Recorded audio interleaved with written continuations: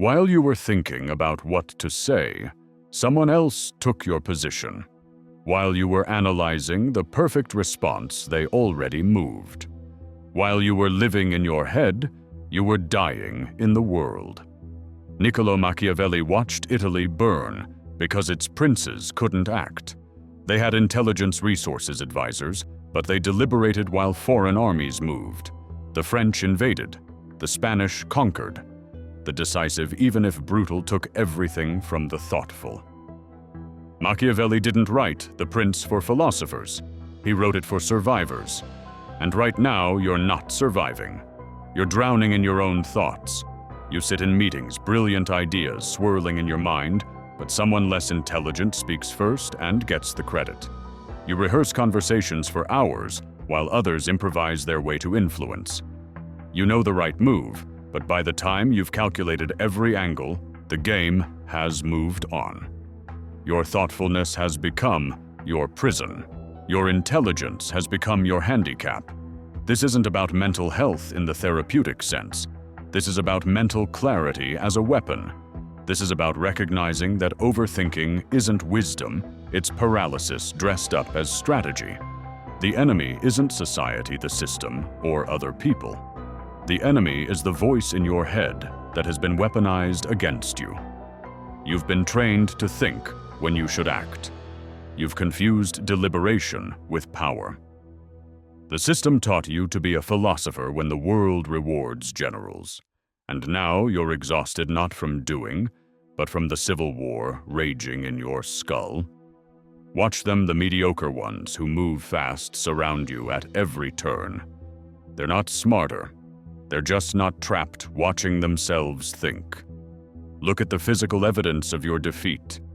You're surrounded by people less capable than you who somehow have more. More influence, more respect, more territory. Why? Because they moved while you deliberated. They asked while you rehearsed. They shipped while you perfected. Your paralysis analysis has a cost, and you're paying it every single day. The worst part. You've convinced yourself this is a virtue. You tell yourself you're being responsible, mature, strategic. But Machiavelli would see through this immediately. You're not being strategic, you're being afraid, and you've dressed up your fear in the costume of wisdom.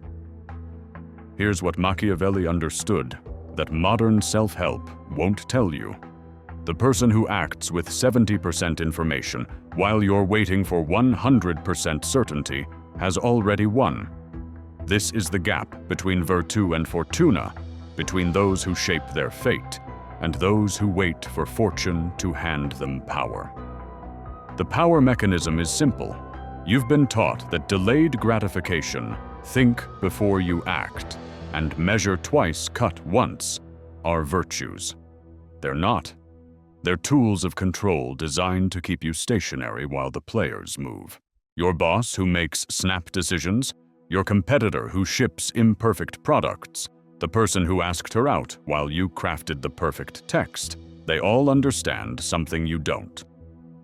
This is dark psychology in action, but not in the way you think.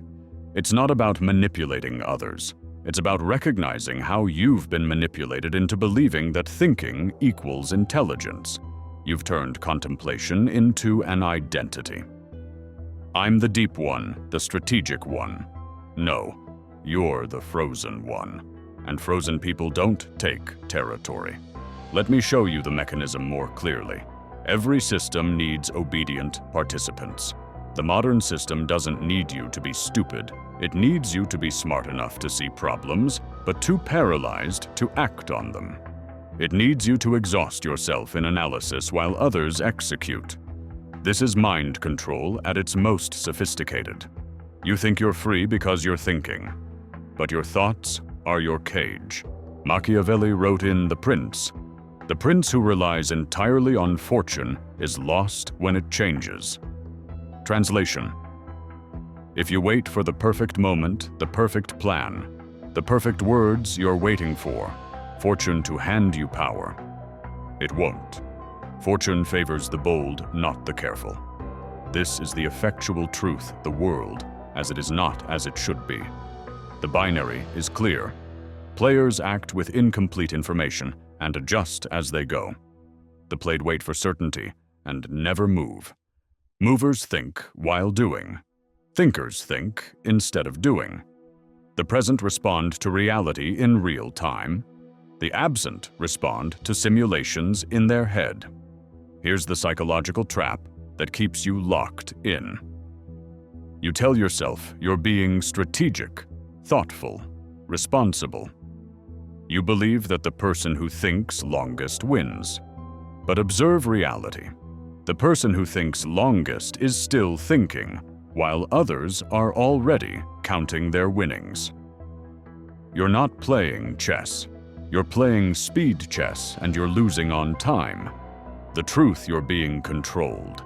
Not by others, but by the paralysis of infinite options. Every thought you add is another chain. You've created an internal committee where every voice gets a vote, and surprise, they never reach consensus. Meanwhile, the person with virtue has already acted, observed the result, and adjusted. They're 3 moves ahead while you're still deciding if you should play. This is why your relationships fail. Not because you chose wrong, but because you never chose at all. This is why your career stagnates. Not because you lack talent, but because you lack the ability to commit your talent to action. The person thinking hardest doesn't win. The person who acts while others deliberate takes the throne.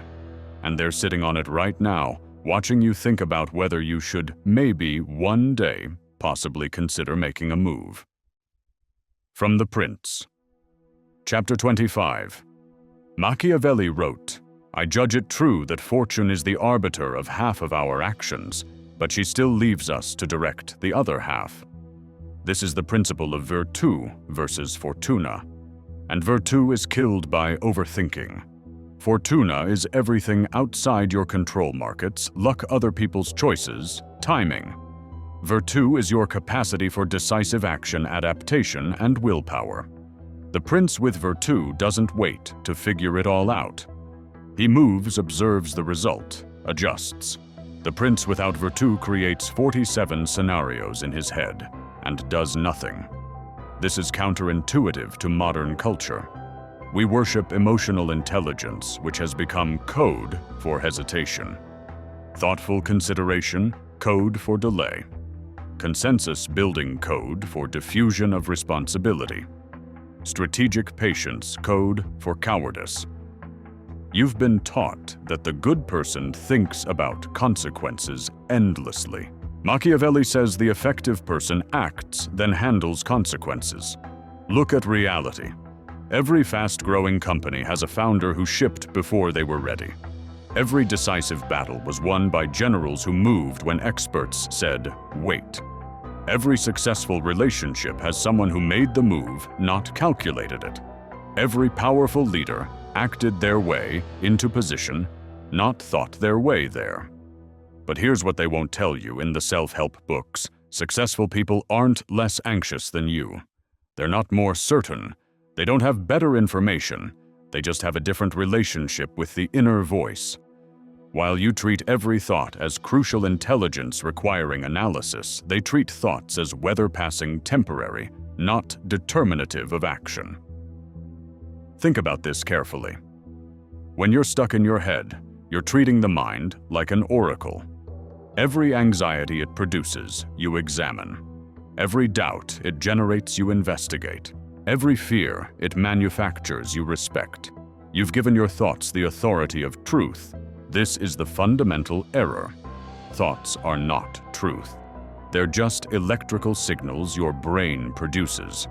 Most of them are garbage. Machiavellian self-mastery begins when you recognize this. Your mind is a tool, not a master. It produces suggestions, not commands.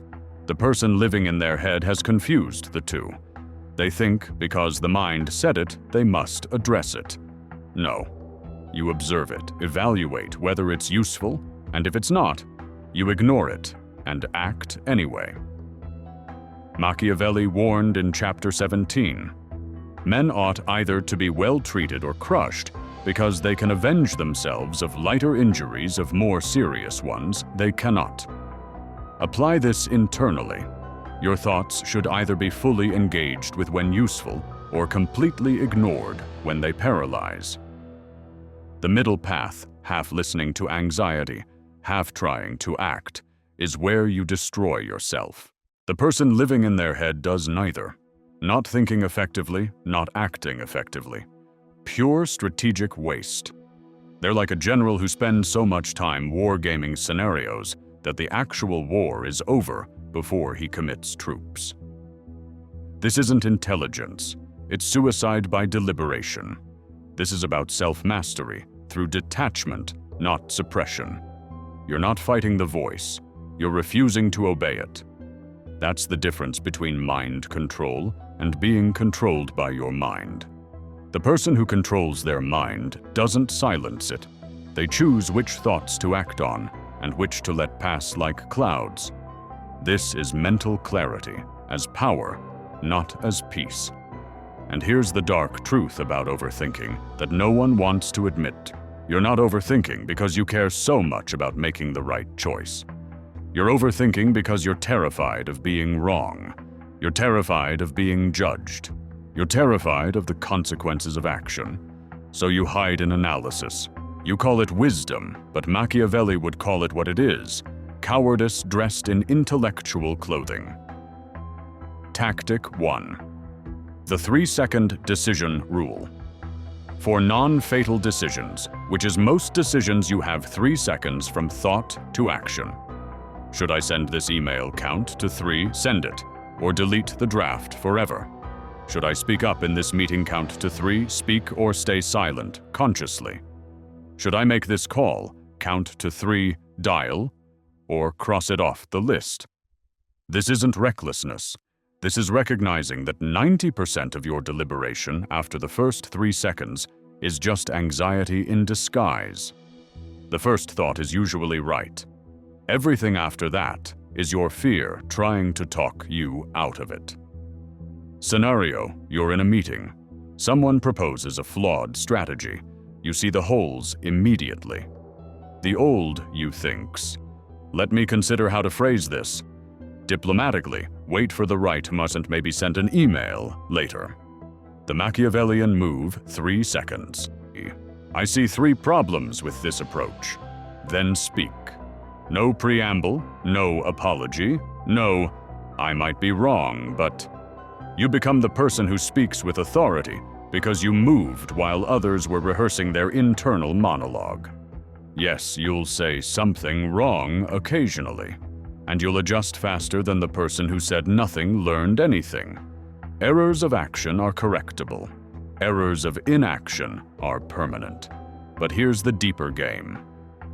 When you act quickly, you force reality to give you feedback. You learn what actually happens, not what your anxious mind predicted would happen. And 90% of the time, the catastrophe you imagined doesn't occur.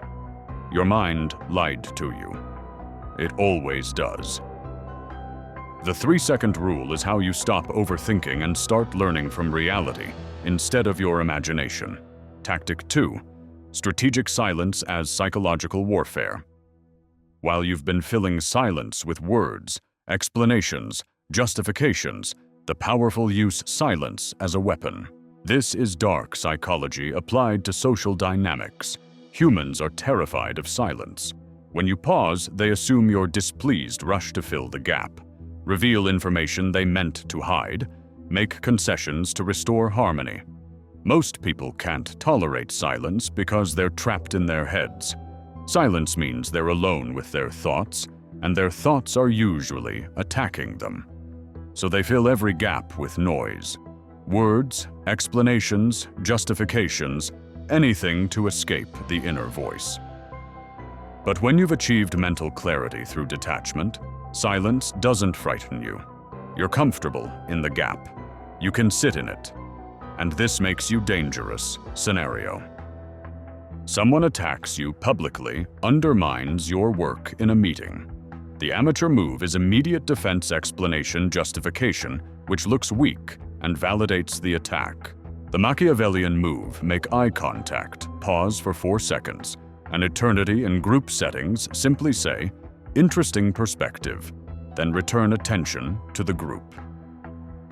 As I was saying, watch what happens.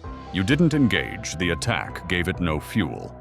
The silence communicated absolute confidence. Only the secure can be silent. The attacker looks petty. The group watches you for the next move. This is how to stop living in your head. Recognize that the mind, screaming, defend yourself. They'll think you have no answer, is lying to you. Your silence is your answer. The person stuck in their head can't do this. Their internal dialogue is too loud. They need to speak to prove the voice wrong. But you've learned monk mode discipline. You've learned that not every thought deserves action. Not every attack deserves response. You respond to reality, not to your anxiety about reality. Tactic 3. The observer position. When you stop being in your thoughts, you start being above the game. This is the ultimate form of emotional healing, not by processing every feeling, but by recognizing that you are not your feelings. You are the awareness that watches feelings arise and pass. While others defend their ego, react emotionally, prove they're right. You're watching the pattern, seeing hidden motivation, positioning for advantage. This is mental clarity as strategic superiority. Salary negotiation scenario. Your boss says, "We can't afford more right now." The normal person panics internally. Am I asking too much? Maybe I'm not worth it. What if they fire me? They accept less or get defensive. The Machiavellian observer notices body language tone the specific word afford. Thinks, this is a position, not a truth. They're testing my conviction. Responds, I understand the budget constraints. When the company can afford it, what would that timeline look like? See what happened. You reframed the conversation. You didn't accept the premise. You didn't argue with it either. You moved the frame to a different question entirely. But you can only do this when you're not reacting to the thought. They might say no. You're responding to the actual words they said. The person in their head is fighting 10 ghosts. The ghost of rejection, the ghost of not being valued, the ghost of unemployment, the ghost of inadequacy. The observer is fighting one opponent, the person across the table. This is mental clarity as strategy, not therapy. Tactic 4. First move advantage. Machiavelli wrote in the Discourses, "It is better to act and repent than not to act and regret." In most power dynamics, the first mover sets the frame. Second movers react to the frame. This is why overthinking is so costly. Every second you delay is a second someone else uses to establish the frame you'll now have to work within. In relationships, don't wait for the other person to define it. Say, here's what I'm looking for. Is that aligned with you? You set the terms. They accept or decline. Either way, you control the frame. Most people are terrified to do this. Why? Because it requires exposing yourself before you know the outcome. That's the point. You're willing to face rejection in exchange for control. That's virtue.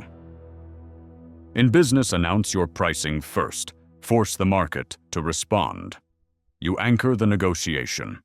Every negotiation has an anchor, the first number mentioned. The person who throws out the anchor controls the range of the entire negotiation. But most people are afraid to go first. They want to see what the other person offers first. This is strategic suicide. You've already lost the frame. In conflict, address it immediately and directly. You control the narrative before it controls you. The person who brings up the issue first defines what the issue is. Wait, and you're now responding to their framing of the problem. This is how to stop living in your head. Recognize that while you're waiting for the right moment. Someone else is creating the moment. The voice says, wait and see, gather more information, don't rock the boat. Reality says, while you gather, someone else acts, and now you're reacting to their frame, not creating yours. You've become a passenger in your own life. Tactic 5. Tactical vulnerability. This is advanced. Most people think Machiavellian strategy is about never showing weakness. Wrong. It's about strategic deployment of apparent vulnerability to achieve objectives. This is dark psychology at its most sophisticated. When you reveal a calculated vulnerability, people lower their guard. They think they've seen the real you. They trust you more. They give you information they wouldn't otherwise share. But you're still the observer. You're still above the game. You're just using their perception of you as a tool. Example. In a negotiation, instead of posturing strength, you say, I'll be honest, I'm not sure I can get my team to approve more than X. You've appeared vulnerable, collaborative. The other side often responds with their own vulnerability. Well, between you and me, we actually have budget for Y. You've extracted information by appearing to be in the same boat. This only works when you're not actually in your head about the vulnerability. If you're genuinely insecure about it, they'll sense it. But if you're observing your apparent vulnerability from the position of detachment, you're weaponizing it. This is self-mastery, using your own emotions and insecurities as tools, rather than being controlled by them. When you start practicing this moving, instead of thinking observing, instead of reacting, your mind will riot. It will tell you you're being reckless, you're going to offend someone, you're not being thoughtful enough. This is the death rattle of your chains. Your mind has had control for so long, it believes it is you. When you stop obeying, it fights back. This is what mystics call ego death. What Machiavelli called the death of the false prince, the imaginary version of yourself you've been serving. Let it scream. Watch it scream. Don't obey. The old you said, I'm thoughtful, which meant you delayed. I'm considerate, which meant you let others move first. I'm strategic, which meant you overthought. The new you says, I'm decisive, which means you move with incomplete information. I'm present, which means you respond to reality, not simulations of it. I'm strategic, which means you act, observe, results adjust. Machiavelli wrote in chapter 18 of The Prince, a prince should seem to be merciful, faithful, humane, religious, and upright, and should be so. But he should have his mind so disposed that when it is needful to be otherwise, he may be able to change to the opposite qualities. Flexibility requires detachment from your thoughts about who you are. The person trapped in their head is trapped in their self-concept. I'm not the type to. I don't do. That's not me. These are prison bars you've built yourself. The Machiavellian observer has no fixed identity. Pure adaptation. Pure virtue. This is an internal revolution.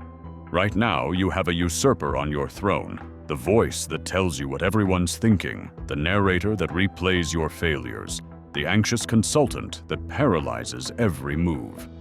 The revolution is recognizing the usurper, watching it, starving it of attention, acting despite it. The transformation happens in layers. First, you notice the voice.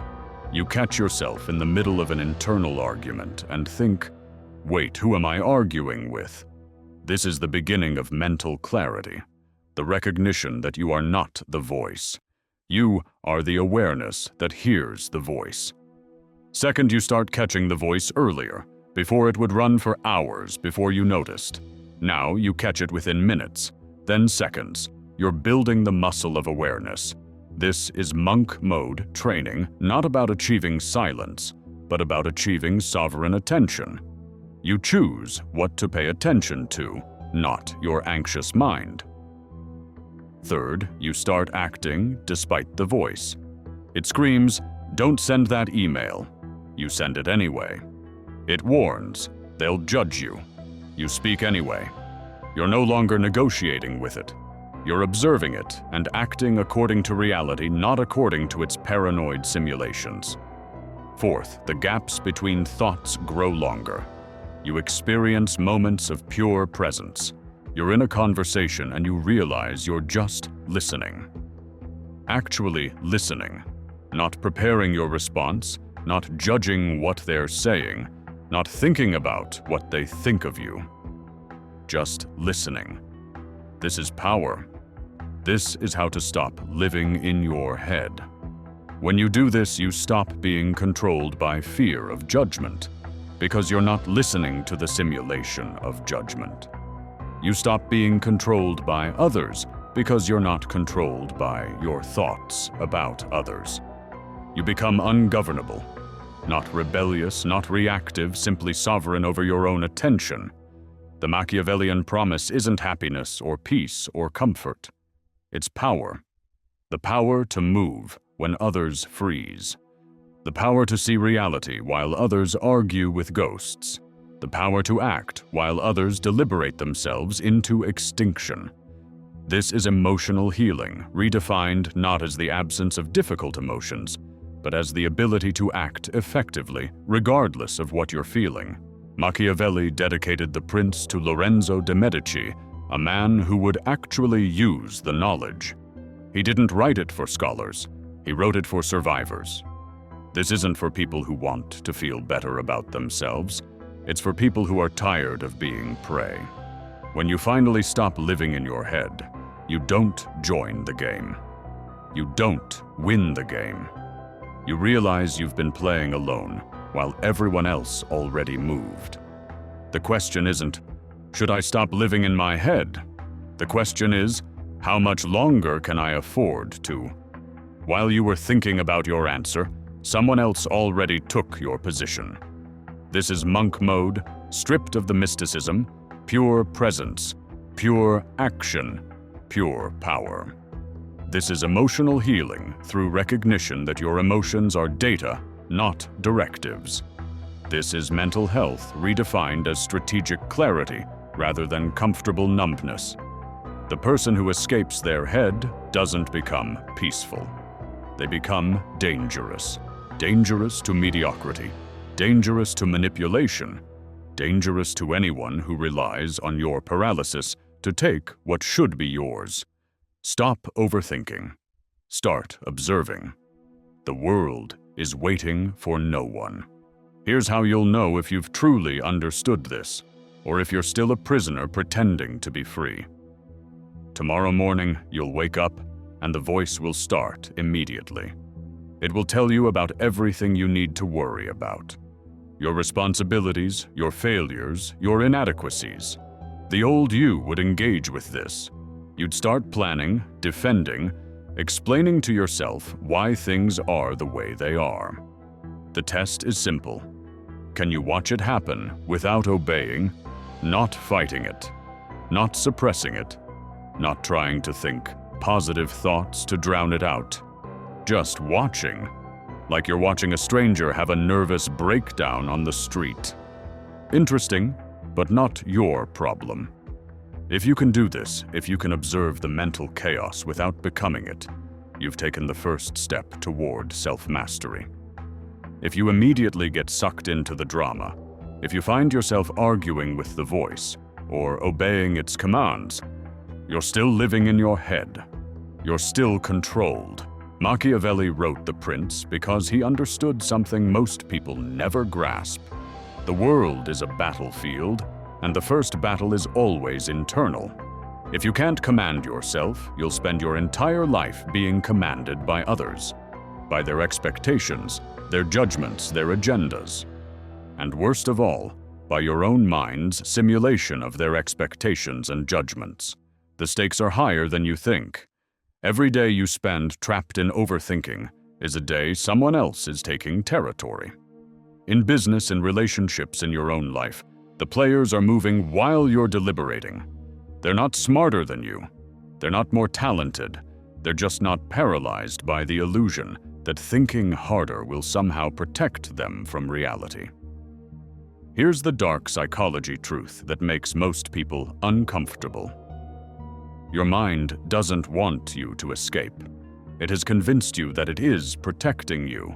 It tells you that all this analysis, all this worry, all this preparation, it's keeping you safe. This is the lie. Your mind is keeping you safe from action, which means it's keeping you safe from results, which means it's keeping you safe from life itself. Mental clarity comes from recognizing this. The mind is a survival machine, not a truth machine. It will manufacture threats that don't exist. It will replay failures to prevent future ones.